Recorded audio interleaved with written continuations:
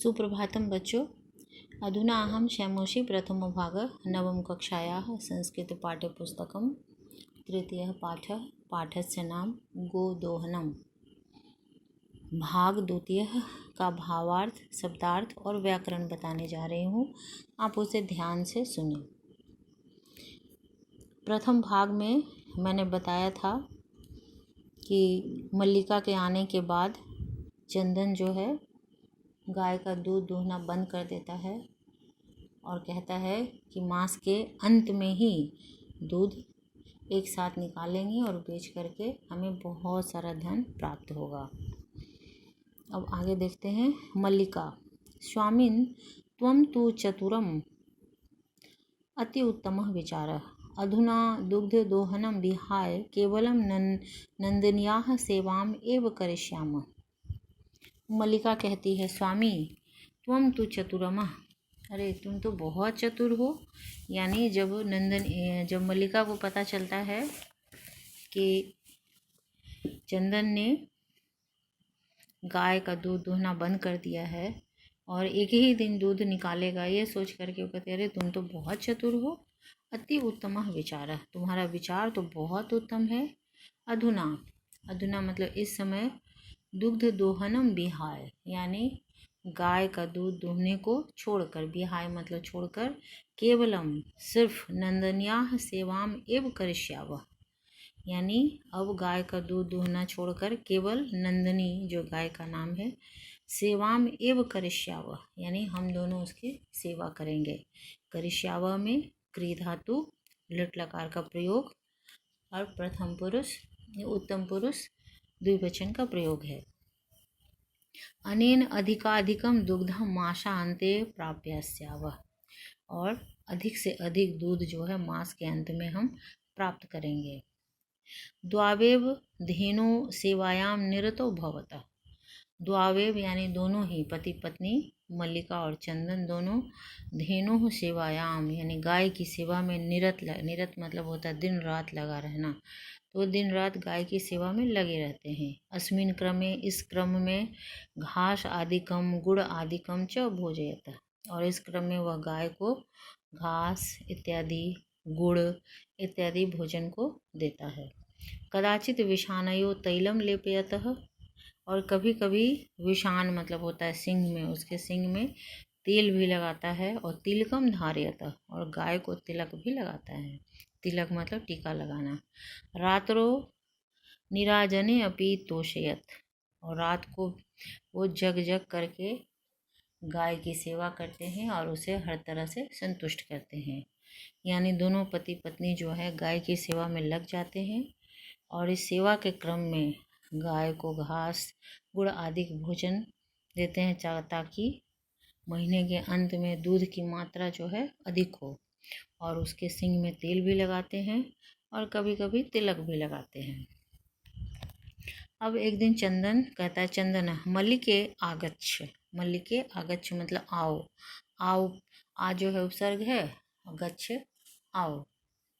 कुंभकारम प्रति चलावह, कुंभकार जो मिट्टी के बर्तन बनाता है उसको कहते हैं प्रति मतलब ओर, यानी हमें कुम्हार के यहाँ चलना चाहिए। दुग्धार्थम पात्र प्रबंधो अपि करणीय, यानी दुग्धार्थम दुग्धम प्लस अर्थम दूध के लिए, पात्र प्रबंधो अपि पात्र मतलब बर्तन, प्रबंध मतलब व्यवस्था, अपि मतलब भी, करणीय क्री धातु अनियर प्रत्यय यानी कुम्हार के यहाँ चलना चाहिए। दूध के लिए बर्तन की भी तो व्यवस्था करनी है। द्वावेव निर्गतो, द्वावेव यानी दोनों निकल जाते हैं। अब चतुर्थम दृश्यम, अब चौथा दृश्य।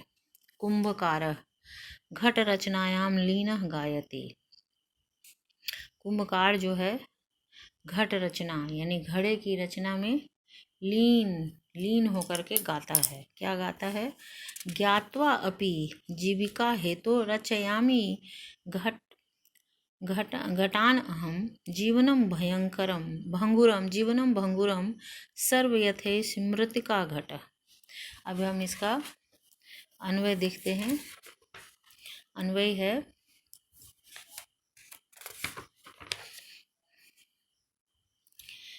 यथा एषः मृत्तिका घटः सर्वं जीवनं भंगुरम ज्ञात्वा अपि घटान रचयामि।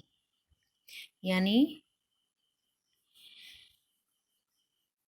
यहाँ पर कुंभकार जो है वह घड़े का निर्माण करता है और निर्माण करते वह गा रहा है कि यथा एषः मृत्तिका घट। यथा मतलब जैसे, ऐसा मतलब यह, मृत्तिका घट मतलब मिट्टी का घड़ा। जिस तरह से यह मिट्टी का घड़ा है, तथा सर्वम जीवनम भंगुरम, यानी उसी तरह सभी का जीवन क्षण भंगुर है, क्योंकि जो भी इस पृथ्वी पर जन्म लिया है उसकी मृत्यु निश्चित है।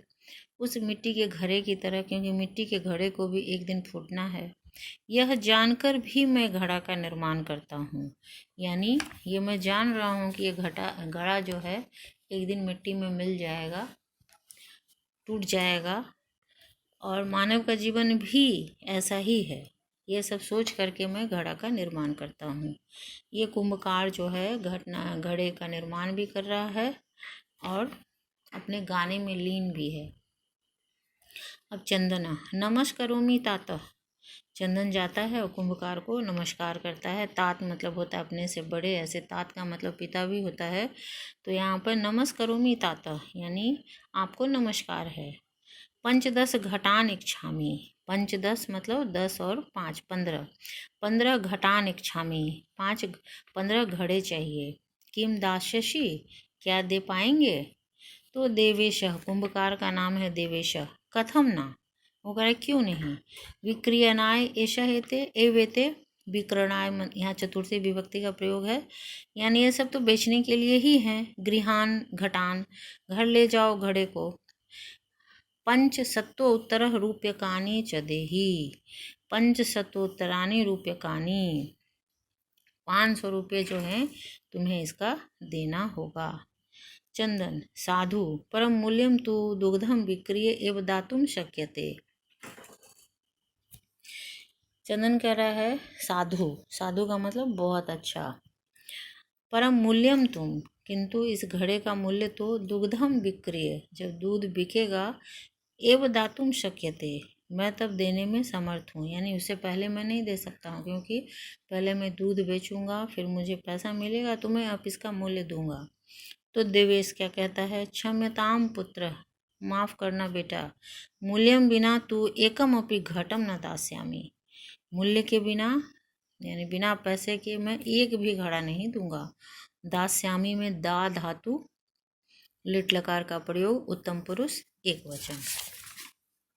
तो मल्लिका क्या करती है, स्व आभूषणम दातुम इच्छति, यानी मल्लिका ने जो आभूषण पहन रखे थे, गहने पहन रखे थे, स्व आभूषणम यानी खुद का जो जेवर गहने जो पहन कर रखी थी वो उतार के देना चाहती है। दातुम इच्छति, और कहती है तात यदि अधुनैव मूल्यम आवश्यकम तर्हि गृहान एतत् आभूषणम।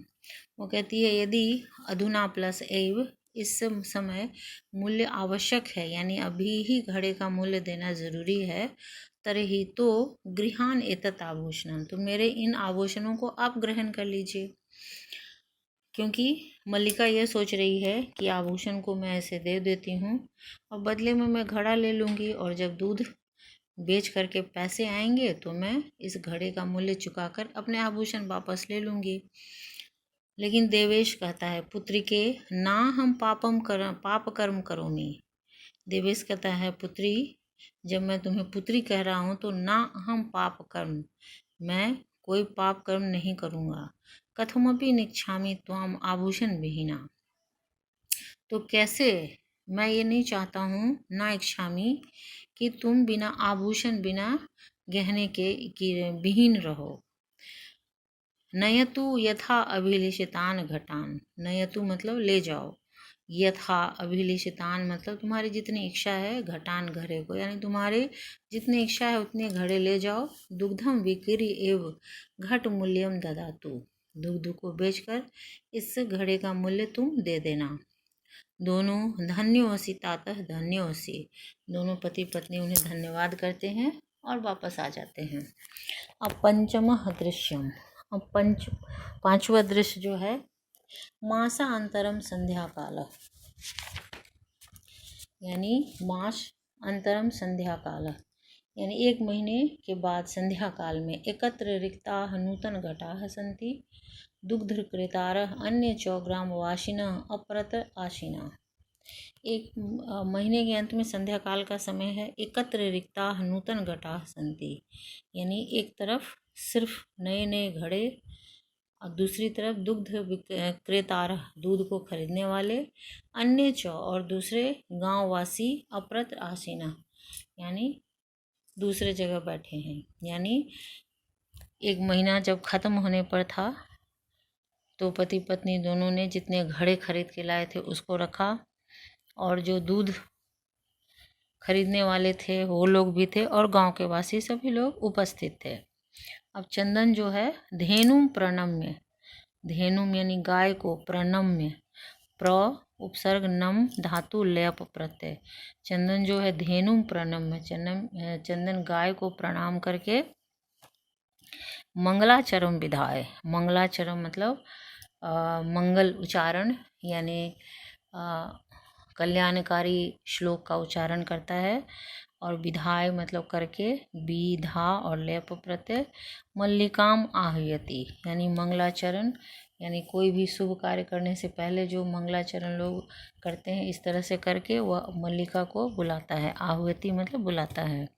मल्लिके सत्वरम आगच्छ, मल्लिके सत्वरम मतलब होता है शीघ्रम, ये अव्यय शब्द है। आगच्छ मतलब आओ। मल्लिका आयामी नाथ, मल्लिका कहती आइए नाथ, दोहनम आरभस्व तावत, यानी आप दोहना शुरू कीजिए। चंदन यदा धेनु समीपम गत्वा गोदुग्धम इक्षति, अब यदा मतलब जब, धेनु समीपम गत्वा जब गाय के समीप जाकर, गत्वा में गम धातु अक्त्वा प्रत्यय, दोग्धुम इक्षति, दोग्धुम मतलब दूहने की इच्छा करता है, तदा यानी तब, धेनु पृष्ठपादेन प्रहरति, यानी चंदन जैसे ही गाय के समीप पहुंचकर गाय को दूहना चाहता है, तदा तभी धेनु जो है गाय पृष्ठपादेन अपने पीछे के पैर से प्रहार करती है। जैसा कि चित्र में आप देख रहे हैं कि वह गाय जो है अपने पीछे के पैर से प्रहार करती है। प्रहरति, प्र उपसर्ग हर धातु लट लकार प्रथम पुरुष एक वचन। चंदनश्च पात्रेण सह पतति, चंदन भी पात्रेण सह, पात्रेण मतलब बर्तन, सह मतलब साथ, यानी बर्तन के साथ, पतति गिर जाता है। पतति में पत धातु लट लकार प्रथम पुरुष एक वचन, यानी जैसे ही चंदन गाय के समीप जाकर गाय दूध दूहना चाहता है, तभी गाय जो है अपने पीछे के पैर से चंदन को पर प्रहार करती है, और चंदन जो है दूध के बर्तन के साथ गिर पड़ता है। नंदनी दुग्धम देही, अब चंदन जो है गाय को कहता है, नंदनी दुग्धम देही, नंदनी दूध दो, किम जातम ते, अरे तुम्हें क्या हो गया है, पुनः प्रयासम करोति, वह फिर दोबारा प्रयास करता है कि इस बार हो सके। नंदनी जो है शुरू में नहीं समझ पाई होगी, बाद में फिर वो प्रयास करता है। नंदनी चौ पुनः पुनः पाद प्रहारेन, अब नंदनी जो है क्रोध में थी और उसने पुनः पुनः बार बार पाद प्रहारेन पैर के प्रहार से, ताड़ित्वा से मार, गाय जो है अपने पैर से, पीछे वाले पैर से चंदन को ताड़ित्वा मतलब परेशान करना या मारना होता है, मारती है। चंदनम रक्त रंजितम करोति, और चंदन जो है रक्त रंजित यानी उसके पैर के पाद प्रहार से, गाय के पृष्ठभाग के प्रहार से वह रक्त रंजित हो जाता है, यानी लहूलुहान हो जाता है, और कहता है हा हतो अस्मि, हाय मैं मारा गया। चित्तकारम कुर्बन पतति, चित्तकार करना मतलब जोर से चिल्ला करके, पतति मतलब गिर पड़ता है। सर्वे आश्चर्य चंदनम अन्योन्यम च पोषयति, सभी आश्चर्य से चंदन को और सभी एक दूसरे को, अन्य अन्यो च पश्यति, एक दूसरे को देखने लगते हैं। उन्हें आश्चर्य होता है कि ऐसा क्या हुआ, क्योंकि लोगों को तो मालूम नहीं था कि ऐसा क्या हुआ है जो गाय इस प्रकार का व्यवहार कर रही है। तो मल्लिका कहती है चित्कारम श्रुत्वा झटति प्रविश्य, जब वह चंदन जोर से चिल्लाता है तो उसके चित्कार को सुनकर, श्रु धातु अक्त्वा प्रत्यय सुनकर, झटति प्रविश्य, झटति मतलब जल्दी से प्रवेश करके, प्रवेश प्लस लेअप, प्रवेश करके, नाथ किम जातम, यानी उसकी आवाज को सुन करके कहती है नाथ क्या हुआ, कथम तुम रक्त रंजिता, और आप खून से लथपथ कैसे हो गए। चंदन धेनु दुग्धुम अनुमति ना ददाती, चंदन कह रहा है गाय जो है, गाय दोहने की अनुमति नहीं दे रही है। दोहन प्रक्रियाम आरभस्व एव ताड़ती माम, यानी जैसे ही मैं दोहन क्रिया की प्रक्रिया आरंभ किया तभी वह मुझे ताड़ती यानी मुझे मारती है। मल्लिका धेनुम स्नेहम वात्सल्यं च आकर्ण्यम दुग्धम प्रयतते, मल्लिका जो है गाय को स्नेह और वात्सल्य से पुकार करके दुग्धुम प्रयतते, वह दूध दोहना चाहती है, किंतु धेनु दुग्धहीना एव इति अवगच्छति, लेकिन गाय तो क्या हो गई थी, दूध से हीन हो गई थी, यानी गाय के थन में एक बूंद भी दूध नहीं था। मल्लिका चंदनम प्रति, चंदन के प्रति कहती है नाथ अति अनुचितम कृतम आवाभ्याम यत, वह कहती है कि नाथ मैंने हम दोनों के द्वारा बहुत ही अनुचित कार्य हो गया। यत मास पर्यंतम धेनो दोहनम कृतम, ये मास पर्यंतम पूरे महीने, धेनो दोहनम कृतम गाय को दुहा जाता है, सा पीडम अनुभवती, यानी मल्लिका कहती है चंदन के प्रति नाथ अति अनुचित कृतम आवाभ्याम यत, आवाभ्याम मतलब हम दोनों, यानी हम दोनों के द्वारा बहुत ही अनुचित कार्य किया गया। यत मास पर्यंतम क्योंकि पूरे महीने भर, धेनो दोहनम कृतम, सा पीडम अनुभवती अतएव ताड़यति, यानी वो कह रही है पूरे मास पर्यंत जो है गाय को नहीं दुहा गया, जिसके कारण जब दूध निकालने की बारी आई 1 महीने के बाद तो उसे पीड़ा का अनुभव हो रहा था, तकलीफ हो रही थी। अतएव ताड़यति, इसलिए वह पैर से मारती है। चंदन देवी मम मया अपि ज्ञातम यत, देवी कहता है कि हाँ मल्लिके, अपनी पत्नी को देवी कहता है, मया अपि मेरे द्वारा भी यही ज्ञात हुआ, यानी मुझे भी ऐसा ही लगा। अस्माभि सर्वथा अनुचितमेव कृतम, क्योंकि अस्माभि हम दोनों के द्वारा बहुत ही सर्वथा अनुचित कार्य किया गया। यत पूर्ण मास पर्यंतम दोहनम न कृतम, कि मैंने पूरे माह जो है गाय का दोहन नहीं किया, दूध नहीं दुहा। अतएव दुग्धम शुष्कम जातम, इसीलिए गाय का दूध सूख गया। सत्यमेव उक्तम, इसीलिए सत्य ही कहा गया है। क्या कहा गया है, कार्यम अदतनीयम यत तद्दैव विधीयताम, विपरीते गति यस्य स कष्टम लभते ध्रुवम। इसका अन्वय देखते हैं, यत अदतनीयम कार्य तत् अद्यैव विधीयताम, यस्य गति विपरीते अस्ति सह ध्रुवम कष्टम लभते, यानी अब यहाँ पे चंदन जो है कह रहा है कि हम दोनों के द्वारा तो बहुत अनुचित कार्य किया गया है, इसीलिए तो सत्य ही कहा गया है। क्या कहा गया है कि आज के कार्य को हमें अद्यैव ही विधीयताम, आज ही कर लेना चाहिए। आज करे सो अब करे, कल करे सो आज करे, आज करे सो अब, यानी आज हमें जो कार्य करना है उसे आज ही कर लेना चाहिए। आज के कार्य को हमें आज ही कर लेना चाहिए।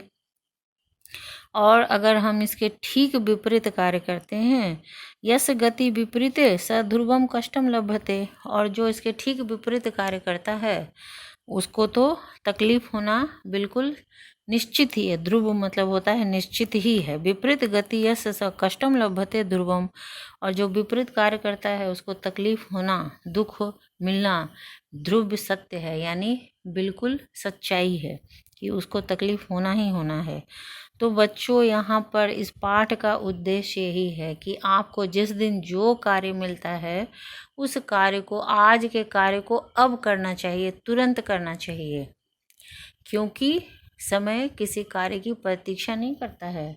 अगर आज का कार्य हम दूसरे दिन पे टाल देंगे तो वह कार्य जो है हमें तकलीफ देता है। जैसे गाय दूहने का काम प्रतिदिन करना चाहिए, लेकिन उसने वैसा ना करके एक ही दिन दूहना चाहा, जिसके कारण उसको इन सारी तकलीफ़ों से गुजरना पड़ा।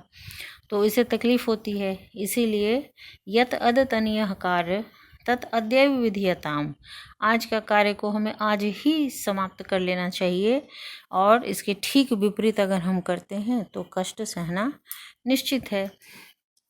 मल्लिका कहती है आम भरता, ये भरता शब्द भी मतलब भरण पोषण करने से है कि चंदन जो है मल्लिका का भरण पोषण करता है, इसलिए भर्ता शब्द है। हाँ पति या भर्ता सत्यमेव मया अपि पठितम यत्, तो मल्लिका कहती है आपने बिल्कुल सही कहा, मया अपि पठितम यत्, यानी मेरे द्वारा भी कभी पढ़ा गया। क्या पढ़ा गया? सुविचार्यम विधातव्यम कार्य कल्याण आकांक्षिना यह करोति विचारे एतत् स विषीदति मानवा।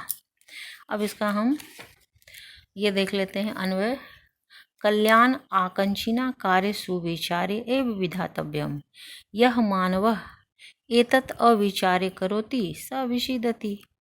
कहने का मतलब है कि अगर हम कल्याण की इच्छा से यानी अच्छे विचार से कार्य सुविचार विधातव्यम, हमें कोई भी कार्य को अत्यंत विचार करके सोच विचार करके कल्याणकारी कार्य को करना चाहिए। यह मानव एतत् अविचार करोति स विषीदति, और जो मानव बिना सोचे समझे, अविचारे मतलब बिना विचारे सोचे समझे कार्य करता है, वह विषीदति मतलब दुख पाता है। यानी हमें किसी भी कार्य को करने से पहले अच्छी तरह सोच विचार लेना चाहिए, और जो व्यक्ति जो सोच विचार करके काम करता है उसका कल्याण होता है और उसका भला होता है। लेकिन ठीक इसके विपरीत जो बिना विचारे कार्य करता है वह संसार में दुखी होता है, ये कहती है मल्लिका। किंतु प्रत्यक्षतया अद्य एव अनुभूतमेत, क्योंकि मल्लिका कहती है मैंने भी पढ़ा था, तो पढ़ने और अनुभव करना ये दोनों दो चीज़ होती है। अनुभव आज जो कह रही है कि मैंने इसे पढ़ा था, लेकिन किंतु प्रत्यक्षतया, लेकिन प्रत्यक्ष रूप से अद्य एव अनुभूतम एतत्, लेकिन प्रत्यक्ष रूप से आज मैंने इसका अनुभव किया है कि जो मैंने बिना सोचे विचारे जो काम किया था उसका क्या दुष्परिणाम आज मुझे मिल रहा है, कितनी तकलीफ हो रही है, ये मैंने आज अनुभव किया है। सर्वे दिनस्य कार्यम तस्मिनेव दिने कर्तव्यम, यानी सभी लोगों को अपने कार्य को जिस दिन का कार्य है उसी दिन कर लेना चाहिए। यह एव ना करोति, और जो यह नहीं करता है स कष्टम लभते ध्रुवम, तो वह व्यक्ति को कष्ट होना ध्रुव है। ध्रुव मतलब बिल्कुल निश्चित है, सत्य है, यानी उस व्यक्ति को कष्ट होना ही होना है। जवनिका पतनम, जवनिका मतलब होता है पर्दा, पर्दा जो है गिर पड़ता है। और ये श्लोक गाते हैं लोग। आदानस्य प्रदानस्य कर्तव्यम च कर्मणः क्षिप्र क्रियमानस्य कालः पिबति तदरसम, इसका भी हम अन्वय देख लेते हैं। क्षिप्रम अक्रियमानस आदानस प्रदानस कर्तव्यम च कर्मणः तदरसम कालम पिबति। अब यहाँ पे बहुत व्यवहारिक बात बताई गई है कि क्षिप्रम मतलब शीघ्र ही, और आदान प्रदानस कर्तव्यम यानी किसी को कुछ आदान करना है, यानी लेना है किसी से, या किसी को कुछ देना है तो हमें तुरंत ये काम करना चाहिए। यानी देने लेने के कार्य में कभी देरी नहीं करनी चाहिए। अगर हम देर करते हैं इस कार्य में तो उस चीज़ का जो आनंद है वह समय जो है नष्ट कर देता है। कहने का मतलब है जैसे आपका जन्मदिन है, बर्थडे है, और आपका बर्थडे आज है और आपको गिफ्ट मिल रहा है 1 महीने के बाद, तो आपको उसकी खुशी नहीं होगी। लेकिन जिस दिन आपने कुछ उपलब्धि हासिल कर लिया, कक्षा में प्रथम आया, तो उसी क्षण अगर आपको कोई पुरस्कार देता है तो उससे आपकी खुशी दुगनी हो जाती है। लेकिन वही आपको 1 महीने के बाद मिलता है तो उस चीज़ का आपको आनंद नहीं होता है। तो यही चीज़ यहाँ कहा जा रहा है कि किसी को लेन देन में, आदान प्रदान में हमें शीघ्रता करनी चाहिए, जल्दी करनी चाहिए।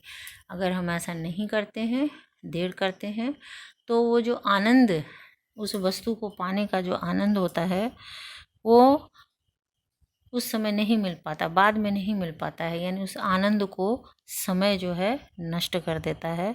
कालह पीबती, यानी काल जो है, काल मतलब समय, पीबती मतलब पी जाता है, यानी उसके रस के आनंद को, यानी उस चीज़ के आनंद को वह समय नष्ट कर देता है बच्चों। इसीलिए हम इस पाठ से बहुत सारी शिक्षाएं हैं कि हमें आदान और प्रदान, लेन देन में किसी को कुछ आप देना चाहते हैं तो, लेना चाहते हैं तो उसमें कोई देरी मत कीजिए, जल्दी से दे करके उस इंसान को, आपको भी खुशी होगी और जिसको आप दे रहे हैं उसे भी खुशी होगी। लेकिन समय पर अगर आप काम नहीं करते हैं ये चीज़, तो बाद में फिर उसका कोई महत्व तो नहीं रह जाता है, यानी समय जो है उस आनंद को नष्ट कर देता है, ख़त्म कर देता है, उसके रस को, ये रस मतलब आनंद को समाप्त कर देता है। तो बच्चों ये पाठ जो है, इससे यही शिक्षा मिलती है कि हमें आज के कार्य को आज ही निपटा लेना है, उसे जमा करके नहीं रखना है।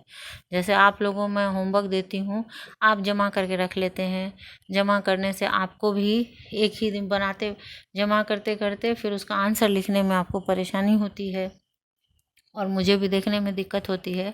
तो जिस दिन जो कार्य आपको दिया जाए उसी दिन पूरा करिए, तो आपको कोई तकलीफ़ नहीं होगी, फिर आनंद की ही प्राप्ति होगी। तो बच्चों ये पाठ हो गया। अब अगले दिन हम इसका प्रश्न अभ्यास भेजेंगे, तब तक आप इसको सुन करके समझने का प्रयास करिए। धन्यवाद।